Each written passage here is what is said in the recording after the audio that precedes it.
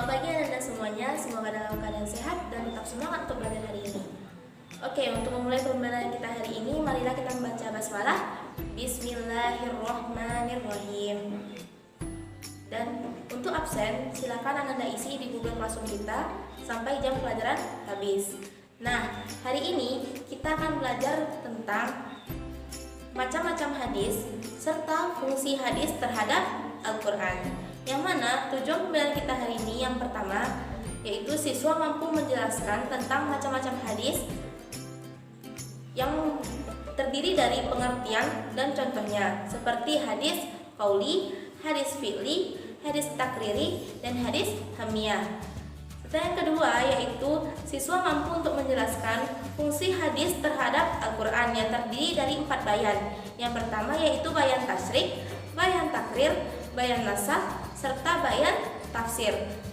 Nah, sampai di sini apakah Anda semua sudah paham? Bagus, jika Anda semua sudah paham. Nah, kita masuk materi yang pertama yaitu tentang macam-macam hadis yang terdiri dari pengertian serta contohnya. Ada hadis qauli, hadis fi'li, hadis takriri, serta hadis hamiyah. Yang ini akan dijelaskan oleh guru-guru kita yang luar biasa yang dari Pak Dodi Ahmad Maulana, Ibu Elsie Fadila Rahmi, serta Ibu Fatmawati. Silakan disimak videonya dan catat materinya ya. Baiklah, Bapak Dodi Ahmad Maulana akan menjelaskan materi tentang hadis qauliyah dan hadis fiqhiyah. Yang pertama, pengertian dari hadis qauliyah. Secara bahasa, hadis qauliyah berarti perkataan. Sedangkan menurut istilah, hadis qauliyah ini merupakan hadis yang melalui perkataan dan ucapan yang disandarkan kepada Nabi Muhammad SAW, yang mana dalam hadis ini dijelaskan sabda Nabi dan perkataan Nabi yang dijadikan sebagai pedoman dan hujah serta dasar bagi setiap umat muslim. Nah, Bapak akan memberikan sebuah contoh kepada Ananda semua tentang hadis qauliyah. Silakan Ananda perhatikan contoh berikut ini. Contoh hadis qauliyah. Al-mu'minu lil mu'mini kal bunyani yashuddu ba'duhu ba'du. Yang artinya seorang mukmin dengan mukmin lainnya seperti satu bangunan, sebagiannya menguatkan sebagian yang lain. Hadis riwayat Bukhari dan Muslim. Hadis ini merupakan hadis qauliyah, yaitu perkataan yang timbul dan pernah diucapkan oleh Rasul dalam suatu kejadian atau karena ada tujuan. Di sini menjelaskan tentang persatuan dan persaudaraan. Rasul telah memberi pelajaran kepada umatnya tentang pentingnya toleransi persaudaraan dan melarang umatnya untuk menanamkan benih permusuhan dan perpecahan. Dari contoh yang sudah kita lihat, bahwasanya seorang mukmin dengan mukmin lainnya sama dengan satu bangunan, yaitu sama-sama saling menguatkan, yang mana tanpa ada perpecahan. Nantinya perpecahan akan membuat kita mengalami kekacauan atau terjadinya sebuah konflik antara umat muslim lainnya. Nah, selanjutnya hadis fi'liyah. Secara bahasa, fi'il berarti perbuatan dan tindakan. Sedangkan menurut istilah, hadis fi'liyah adalah perbuatan dan tindakan yang disandarkan kepada Nabi Muhammad SAW, yang mana setiap sabda dan perkataan Nabi Muhammad itu dijadikan sebagai pedoman bagi setiap umat muslim. Baiklah, Bapak akan memberikan atau memperlihatkan sebuah contoh kepada Ananda semua mengenai hadis fi'liyah. Silakan diperhatikan video berikut ini. Contoh hadis fi'liyah. Shallu kama ra'aitumuni usolli, akhrajahu al-Bukhari, yang artinya sholatlah kalian seperti kalian melihat aku sholat. Hadis riwayat Al-Bukhari. Hadis di atas ialah perintah untuk melakukan sholat dengan cara-cara yang langsung dipraktekkan oleh Nabi Muhammad SAW, supaya para umatnya bisa meniru gerakan-gerakan yang dilakukan oleh Nabi ketika sholat. Di samping itu masih banyak hadis fi'liyah yang dicontohkan langsung oleh Nabi lewat gerakan, seperti tata cara melaksanakan ibadah haji, memutuskan perkara berdasarkan bukti atau saksi, dan mengadakan penyumpahan terhadap seorang terdakwa. Dan inti hadis fi'liyah itu merupakan semua perbuatan yang pernah dilakukan oleh Nabi ketika beliau berkedudukan sebagai Nabi atau Rasul. Nah, dari contoh yang sudah kita lihat tadi, dapat kita simpulkan bahwasanya kita sebagai umat muslim, perbuatan yang dilakukan oleh Nabi Muhammad mengenai tata cara sholat itu dapat kita amalkan atau kita praktekkan di dalam kehidupan kita sehari-hari. Baik, bagaimana dengan penjelasan dari Bapak Dodi tadi tentang hadis qauliyah dan fi'liyah? Nah, di sini Ibu Elsie Rahmi akan sedikit mengulang kembali tentang pengertian hadis qauliyah dan fi'liyah. Yang mana hadis qauliyah itu adalah segala perkataan atau ucapan yang disandarkan kepada Nabi. Nah, sedangkan dari hadis fi'liyah yaitu segala perbuatan yang dilakukan oleh atau segala perbuatan yang disandarkan kepada Nabi. Nah, di sini Ibu akan menjelaskan pengertian yang ketiga, pembahasan kita yang ketiga, yaitu tentang hadis takririyah. Sebelumnya takririyah itu adalah ketetapan. Nah, dan dengan istilah hadis takririyah adalah segala ketetapan Nabi yang baik itu dilakukan oleh para sahabat. Nah, untuk lebih jelasnya, mari kita lihat dengan seksama video hadis berikut ini. Contoh hadis takririyah diriwayatkan oleh Al-Bukhari dan Imam Muslim bahwa sahabat Khalid bin Walid memakan dhab, sejenis biawak, yang kemudian dihidangkan Nabi Muhammad SAW. Akan tetapi Nabi enggan untuk memakannya. Lalu sebagian sahabat Khalid bertanya, apakah kita diharamkan makan dhab, wahai Rasulullah? Nabi Muhammad SAW menjawab, la walakinnahu laisa fi ardi qaumi kulu fa innahu halalun, yang artinya tidak, hanya saja binatang ini tidak ada di negeriku, oleh karena itu aku tidak suka memakannya. Makanlah, sesungguhnya dia dhab halal. Hadis riwayat Bukhari dan Muslim. Itulah contoh dari hadis takririyah, atau semua perbuatan yang dilakukan oleh sebagian sahabat yang direstui atau disetujui oleh Rasulullah secara diam-diam, tidak dibantahnya atau disetujui dengan memberikan pujian. Persetujuan Rasulullah terhadap yang dilakukan oleh para sahabat itu dianggap sebagai perbuatan yang dilakukan oleh Nabi.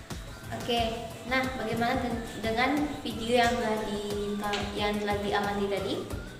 Insya Allah paham ya, tapi di sini Ibu akan memberikan sedikit kesimpulan tentang mengenai video yang telah kita amati seksama tadi. Yang mana dalam video tersebut sahabat itu memakan daging dab dan kemudian dihidangkan kepada Nabi. Nah, ketika sahabat tersebut memakan, namun Nabi enggan untuk memakannya. Kemudian sahabat bertanya kepada Nabi, apakah makanan yang dihidangkan tersebut itu termasuk kepada makanan yang haram? Nah, sebagaimana yang telah Ibu jelaskan tadi, bahwasanya takririyah ini adalah ketetapan. Nah, kemudian Nabi menetapkan bahwasanya makanan yang dimakan itu bukan tidaklah haram, namun di negeri Nabi tidak ada makanan yang sejenis itu, sehingga Nabi memberikan ketetapan bahwasanya makanan tersebut tidak haram dan boleh untuk dikonsumsi. Nah, dari kesimpulan dari penjelasan video tersebut, dan di sini Ibu akan menjelaskan kembali tentang hadis takririyah ini. Takririyah itu adalah ketetapan Nabi. Nah, sehingga hadis takririyah itu adalah segala ketetapan yang diucapkan oleh Nabi, baik itu yang dilakukan para sahabat. Baiklah, masuk yang pertama yaitu pengertian sunnah hamiyah. Sunnah hamiyah yaitu sesuatu yang dikehendaki Nabi, yang diberitahukan kepada para sahabat tetapi belum sempat dikerjakan. Nah, masuk yang kedua yaitu contoh sunnah hamiyah.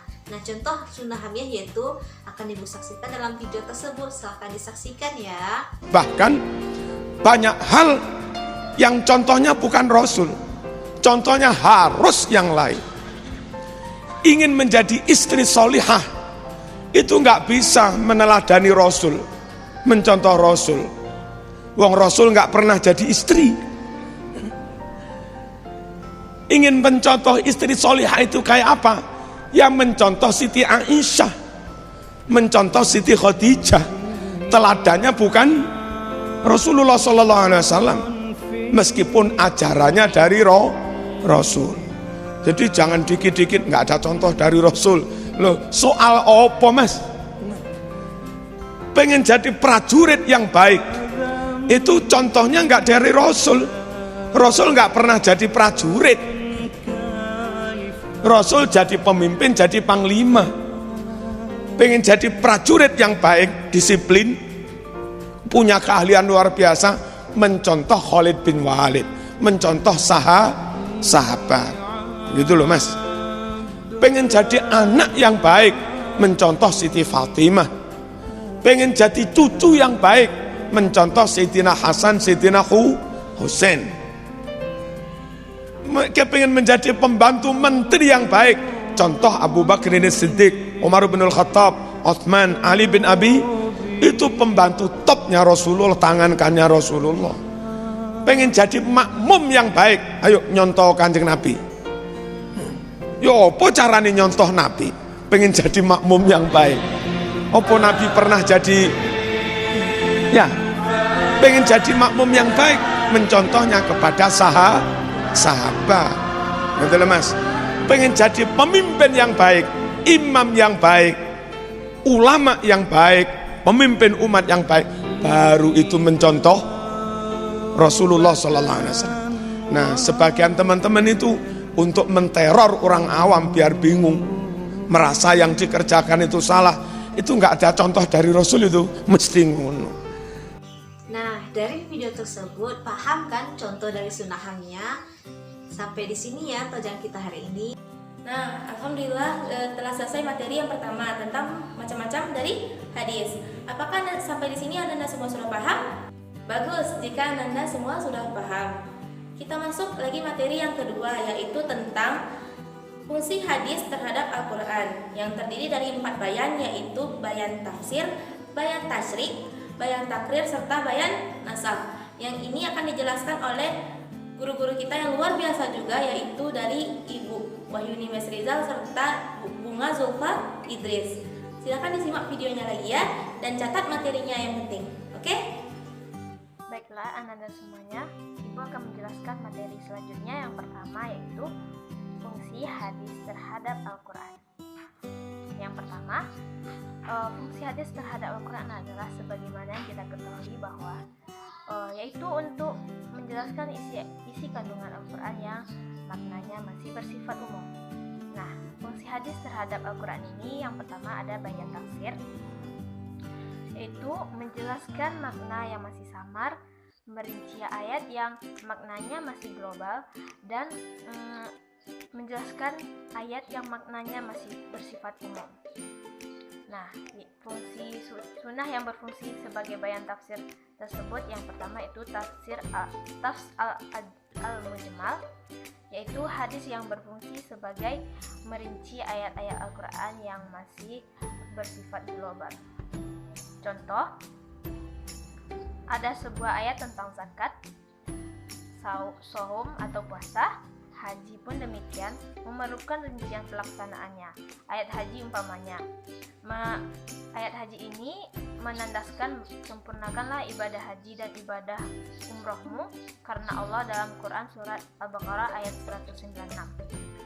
Nah, rinciannya di dalam hadis yaitu pelaksanaan Rasulullah dalam ibadah haji wada, yaitu ambillah dariku manasik hajimu. Hadis riwayat Ahmad An-Nasai dan Baihaqi. Nah, yang kedua fungsinya tabyin al-mushtarak, yaitu menjelaskan ayat-ayat Al-Quran yang mengandung kata bermakna ganda. Nah, yang kedua bayan tasyri'. Kata tasyri' ini berarti pembuatan, perwujudan, penetapan atau aturan. Jadi yang berfungsi sebagai bayan tasyri' ini adalah hadis sendiri yang mewujudkan, membuat dan menetapkan suatu ketentuan, aturan, dan hukum yang tidak terdapat dalam Al-Quran. Nah, contoh yang pertama, hadis tentang zakat fitri yang berbunyi Rasulullah SAW telah memfardukan setelah sedekah atau zakat fitri 1 sa' dari gandum atau 1 sa' dari kurma untuk anak-anak dan orang dewasa. Nah, orang dewasa, merdeka, dan budak. Nah, yang kedua, hadis tentang haram mengumpulkan menjadi istri antara seorang wanita yang dengan pamannya.